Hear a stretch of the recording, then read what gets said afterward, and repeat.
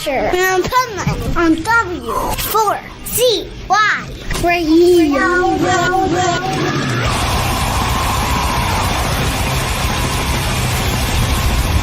This is the Pipe Man here on the Adventures Pipe Man W4CY Radio, and I'm here with our next guest who has some killer new music.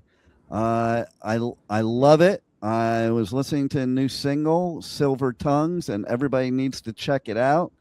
And so let's welcome to the show, and I hope I don't fuck this up, but Levinia. Levinia, you got it. You got it. All right. One. As like one of my biggest fears always is mispronouncing a band's name. Like, if I kind of think I know it, then I'm okay. If I look at them like, I better, then I'll like Google search them doing another interview for them to say it. Not a press person. Right. I want to hear the band say it because gotta get the research. Yeah, sometimes those press people, they'll say it wrong, but the band won't correct them. And like, if you do the wrong research, you're going to say it wrong too. That is a phenomenal strategy. Right? And okay, so I do festivals all over the US, UK, and Europe, and my trick there is I have the band say it.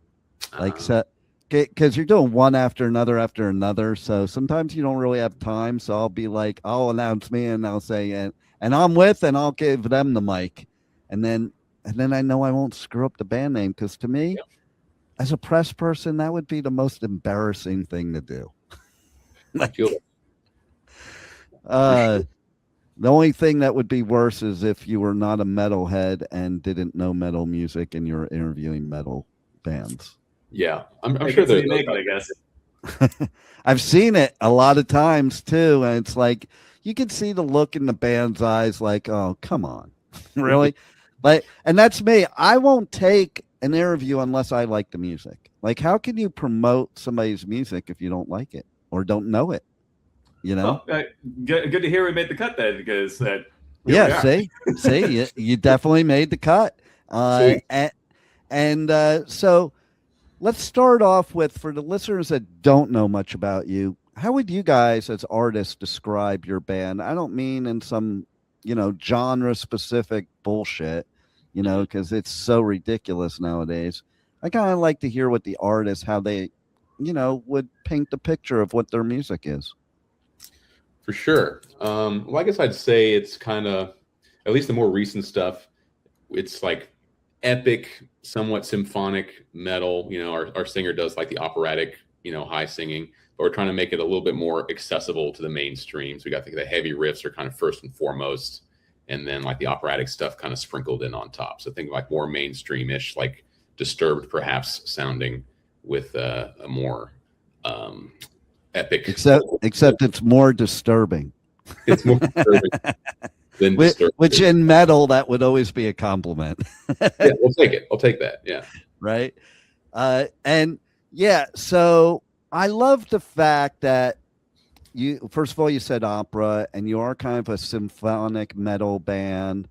And what I love about that is people don't realize that metal is actually a derivative of classical and sometimes opera bass. I mean, look at Halford. Halford was an opera singer, you know? Yeah. And the Paganini stuff that that guy was like shredding on the violin way back in the day, and then we get the Devil and Ralph Macchio in their Crossroads competition, where Steve Vai is the Devil and they're playing a lot of that same stuff, but it's Paganini riffs. Right? Exactly. And it's like it's interesting that people they think it's like this loud sound, trashy stuff, but metal musicians to me are some of the best musicians there is, because not only are you playing technically difficult music, but you're doing it heavy and fast. Totally. Yeah. I mean, I think that's what drove me in metal initially, is because I was playing guitar. I wasn't necessarily a metalhead. I just really liked playing the guitar. And when I heard shred for the first time, I was like, oh my God, I didn't know you could do this on the instrument. Where do I find more of this? And of course, metal was where you find it. That's the only place where you can find it. So that's, here we are now. And totally. I think it wasn't until we were both on one of these other like similar sorts of interviews, and Alon both had like the same answer about like what album really like drove you into getting into this like style of music, and it was my favorite Joe Satriani album, Strange Beautiful Music. I never hear that mentioned by like anybody, but like that was such a watershed album for me because it showed you how you could speak and communicate this language of guitar without using any words. And nothing sounded like it. And it's a no skip album front to back, a lot of different vibes from like the Oriental melody to the James Bondy sounding song in the middle, and then a couple of heavy 7-string stuff. Like it spans so many different feelings, but amazing what that guy did with the guitar. Nice. And I also say that, well, usually my question is more about what was the first gig you went to that you went, oh my God, this is what I want to do. My first metal gig or just like gig? Any gig, like my first one wasn't a metal gig. Yeah. The first show I ever saw, I don't think this is the one that made me think I'm going to do this, but the first show I ever saw when I was 11 years old was the Spice Girls. Wow.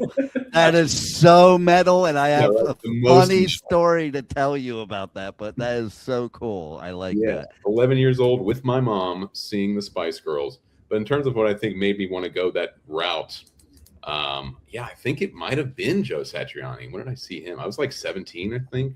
That's when I discovered that same album, Strange Beautiful Music. And I was like, this is my thing. This is what I'm going to play guitar for. Oh, also the Red Hot Chili Peppers. Perhaps I saw them first. Nice. A big one for me, yeah. So now, did you see them old school or once they already were commercial? Yeah, this would have been right around Californication, by the way. It's like 2000-ish, early 2000s. So they were still at their peak at that time. Nice. Yeah. So for me, it's like, okay, so my first gig ever, I don't even call it my first concert because it was Beatlemania at Madison Square Garden. So it wasn't really the Beatles, but it was, it was really cool.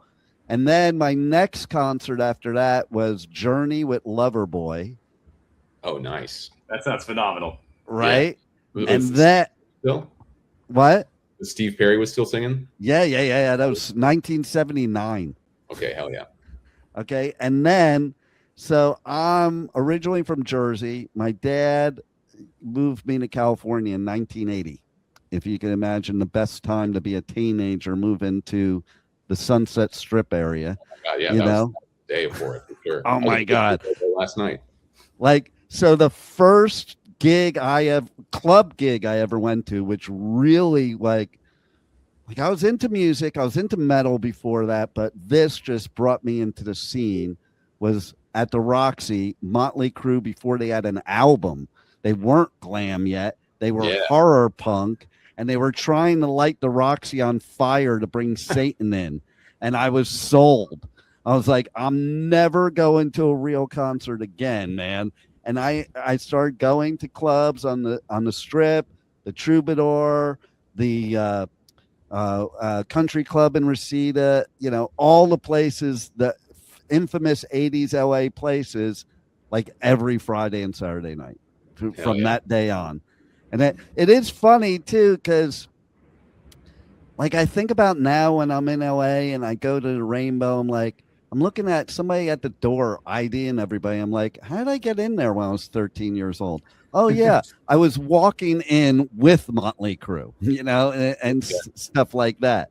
So I think for metal, too, it's about the music, but it's also about the scene and the people. It's like I've gone to many different types of music concerts. There's only one type of concert or festival I'll go to where you hardly ever see a fight. Everybody's a big family, and that's a metal show. That everybody thinks is violent. Yeah, when my dad took me to my first show, it was a Children of Bodom opening for I think Fear Factory or somebody like that at the House of Blues Anaheim when it was still in Disneyland. Right. he was chatting with the security guards there, and they said like, oh no, these metal people are like the best behaved crowd we have. It's the country guys that start all the fights and get kicked out. I'll tell you what's funny about that. Okay, so this was like several years ago. Like I go on tour and I do coverage of music festivals all over the US, UK, and Europe. And there was one time there were two on the same weekend that I got credentials for, and I knew I couldn't show up to both. So there was this girl that worked for me. She was a country girl, never been to a rock show ever. I'm like, hey, you got to go cover this festival. It's near the studio. You don't have to go too far, because I got to go into this other one. And she was really kind of scared about it because, metalheads scare people. Yeah. And I laugh with a lot of my artist friends were like, yeah, let's keep them thinking that, it'll keep the assholes out. It keeps the assholes out. Okay. And so I said to her, I'm like, listen, you don't understand. Okay. You go to these country shows where a bunch of rednecks are getting drunk on Jack Daniels and getting into fights. That doesn't go on at a metal festival. In fact, what's going to happen is you're probably going to make a bunch of new friends. You're probably going to meet some dude, and you're going to have the best time of your life. So, absolutely, you might get hurt from like hugging somebody too hard. I know, right? Exactly. You go to a metal show and you got these big, scary-looking dudes wearing shirts that say "free hugs," or signs that say "free hugs." And so she comes back and she's like, oh my God, you're so right. I made all these new friends. Everybody was so cool. I teabagged some guy and he's now my boyfriend. And, and I found my new favorite band. I don't know if you know them. They're called Bring Me the Horizon. I'm like, yeah, I think I kind of know who they are. Only this tremendous act. Right, exactly. And it's like, it just proves the point, and it's funny every time I do talk to like country people and they talk about the metal shows that they've never been to. I'm like, please, you guys are ridiculous. You guys get into fights instead of having fun, Totally. I was at a show on the East Coast once, and metal venue, and metal band was playing, and there's a huge mosh pit, just like going nuts, right? And then somebody in the middle of the pit is just like, I dropped my contact lens, and like 5 giant dudes are like, we got you, and just like form a circle around this dude so that nobody can get to them. Like they're all strangers, of course, and this guy's like looking around at his phone for like 2 minutes, and then like finds his contact lens, and everyone high fives, like, great job, everyone, back to the pit. Right, everyone's the exact same experience at just like the last like Arch Enemy show like this year, like we lost their glasses and like we're all like, nope, nobody step on anything. This guy needs to see. I had that a couple of years ago at Grass Pop where I forgot, like usually I'll take my sunglasses off and hand them to somebody or put them in my pocket, but how when sometimes you're wearing them you forget they're on, so I jumped into the Machine Head pit. Next thing I know, no clue where my glasses were. And some chick came up, and she was the one being brutal, backing everybody off. And she went through the whole mess of the pit that was being brutal, looking for my glasses for me. And I'm like, see, that's the coolest shit ever. Yeah. You don't get that anywhere else. No. And then speaking of Bring Me the Horizon, it was a couple years ago, they were headlining Download. And I was in their pit, and there was this dude. It's always these dudes. This dude was like huge. He was like Andre the Giant, and he goes in like he's Mr. Tough Hard Ass. Like, I don't understand why these big dudes think they're tough hard asses taking on little dudes in the pit. Like, I am a little dude. And I will fuck you up, man, if you're that big dude that's being an asshole, because I'm quicker than you. So I'm going to come around the pit. I'm going to get low, and I'm going to lunge up like Mike Tyson, elbow you, and I'll be on the other side of the pit before you know who it was, okay? Yeah. But this dude was trying to take everybody out, like not in a fun way. And it was great because everybody was like pushing on him and stuff. And then this dude that was bigger than him, which I couldn't even imagine because this guy was huge, walked up to him and like, hey, Why don't you try somebody your own size? And he removed him from the pit. And that dude, he was scared because the whole time he was on the outskirts of the pit and he was not entering at all. Like he was literally removed from the pit. Yeah. That's the way life should be. Fucking yeah, man. Good.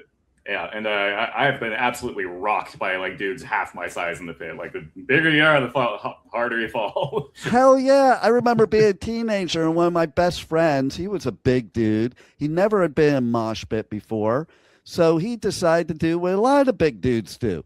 He got into the pit facing the oncoming traffic and like used his, I'm big and tough, like he's gonna push people out of the way. Not only did he get slaughtered, but I slaughtered him myself just to teach him a lesson. Like, dude, no, that don't go on here. You're my bro. I love you. That ain't how it happens here. Oh yeah, let him know. Who I'm afraid of in the pit is the chicks. They're the ones that are the most badass, man, and they're scared of nothing. It's like wild. Right? Totally. Like, I don't know what we were thinking in the 80s because, we were the gatekeepers and chicks shouldn't be in the pit. But you know what? They deserve the pit more than we do. I that's what I say. Totally. Yeah, they earned it. Okay. So, if you're in there in the first place, yeah. Exactly.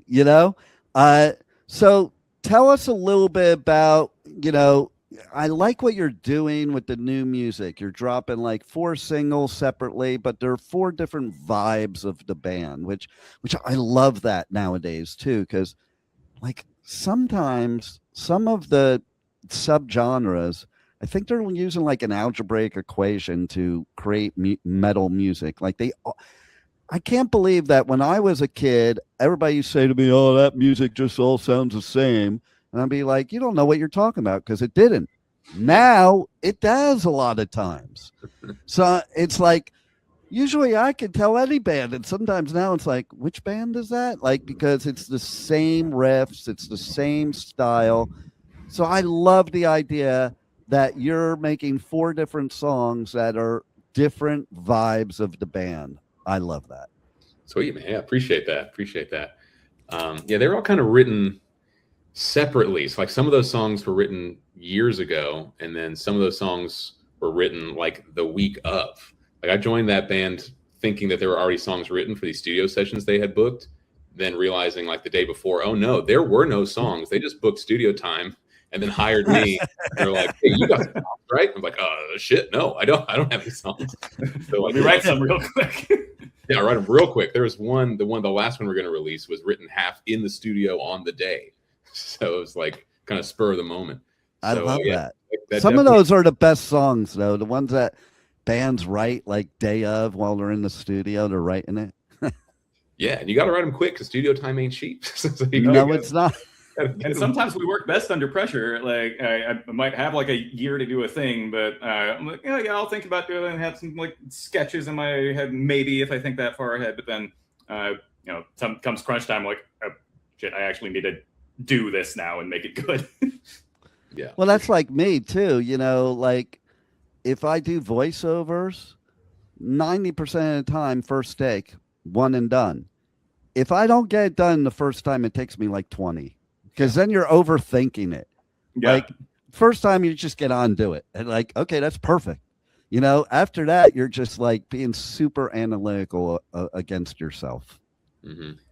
Yeah. If I've like retracked the same part like a dozen times or so, it's usually like the second or third one that's like the best of the bunch. And if it takes any more than that, then try again later. Exactly. Wrong vibe at the time. So going back to Spice Girls. Okay. Yes. So happy to talk about Spice Girls all day long. I interviewed Skinner 3 times. Mm-hmm. That's pretty rad. They're always so fun. But the best time was, so I normally ask bands, especially bands like that have such a long history and have probably so many stories. I'll be like, so, and I had to kind of change it because I was like, usually I would say like, so if you were 80, but they were so old that I think I pushed it up to like 90 or something. And I'm like, one story, good or bad, in your whole musical journey, what would it be? And Rosington answered immediately.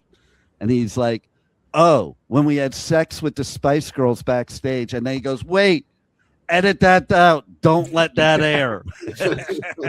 We're under an NDA. Oh, my God. I'm like, that's so funny. Okay, well, follow-up question. Is that one of the best or one of the worst? Now I know, right? You know, they are some good old boys, man. Their interviews, they're laughing the whole interview. Like, Nice. and that's what I love about iconic bands. They have no idea that they're iconic.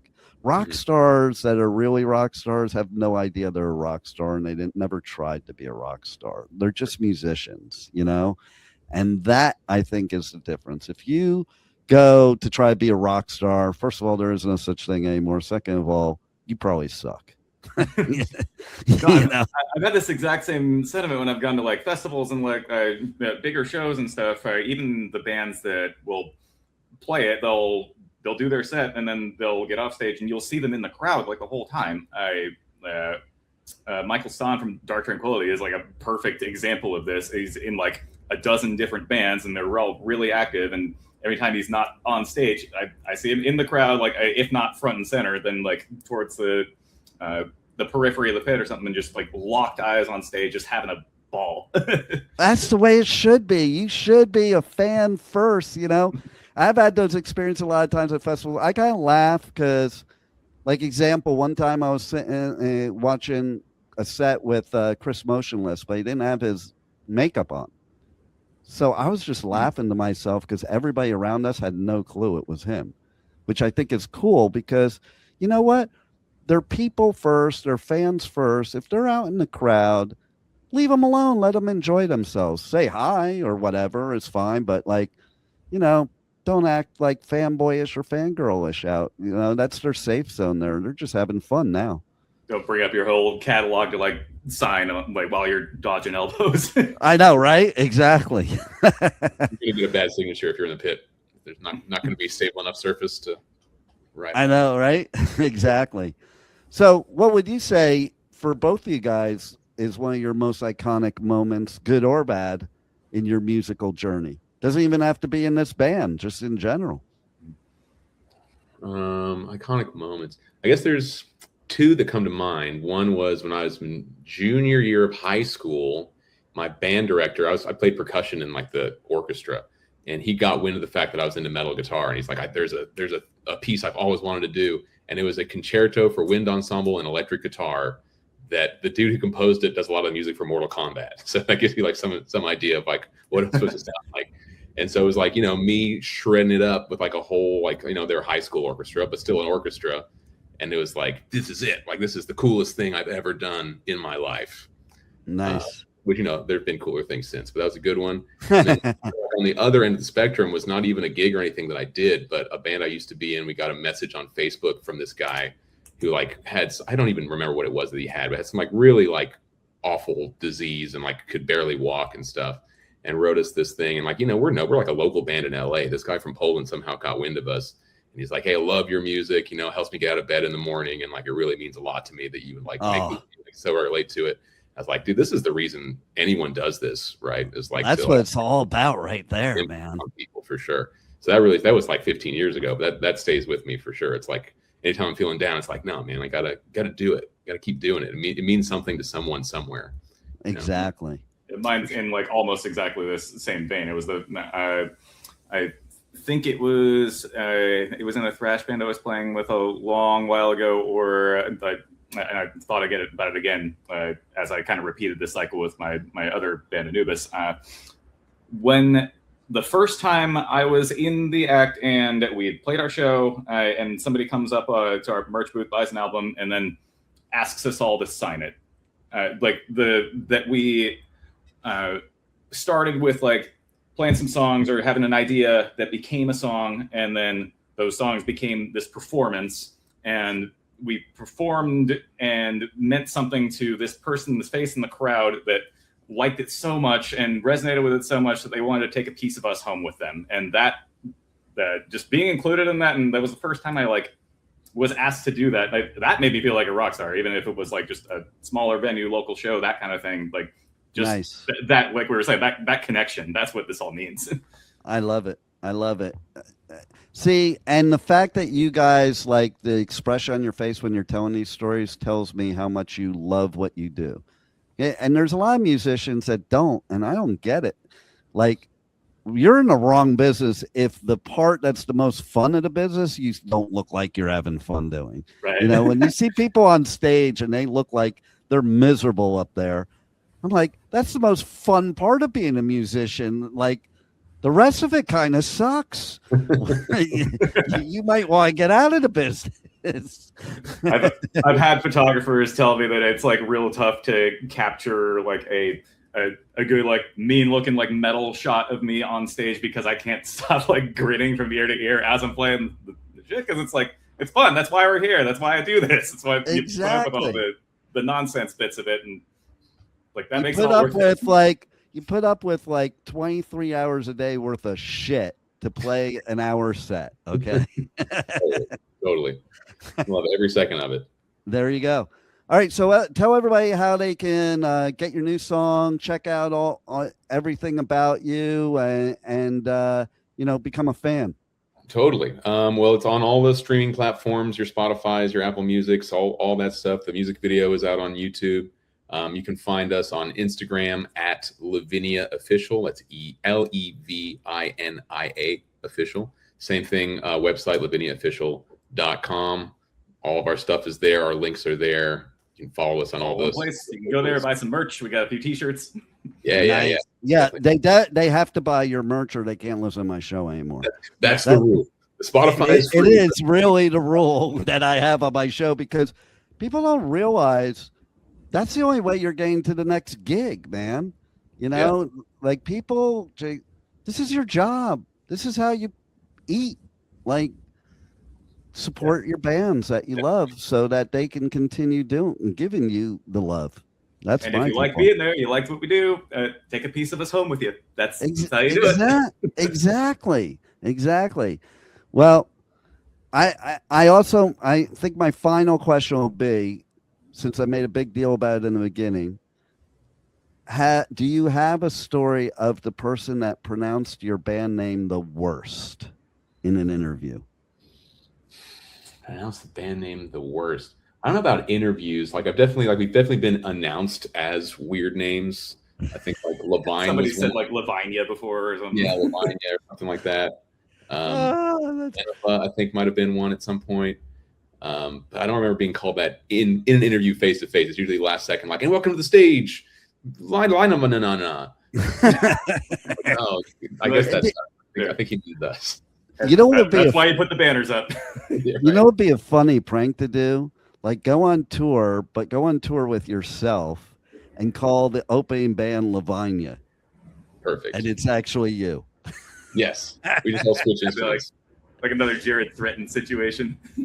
You can even like put masks on or something and see how many people are stupid enough to think it is a different band. Yeah, we'll just be a Levinia cover band opening for Levinia. Yeah, there you go. Yeah, perfect. I love it. That's great. Well, you guys, we get paid twice. Yes, that's the other thing. Yeah. Yeah. See, benefit for everybody. Well, you guys rock. I love it, and keep doing what you're doing. Can't wait for the rest of your new music to come out. And thanks for being on the Adventures of Pipe Man. Right on. I appreciate it. My pleasure. Right on. Thank you for listening to the Adventures of Pipe Man on W4CY Radio.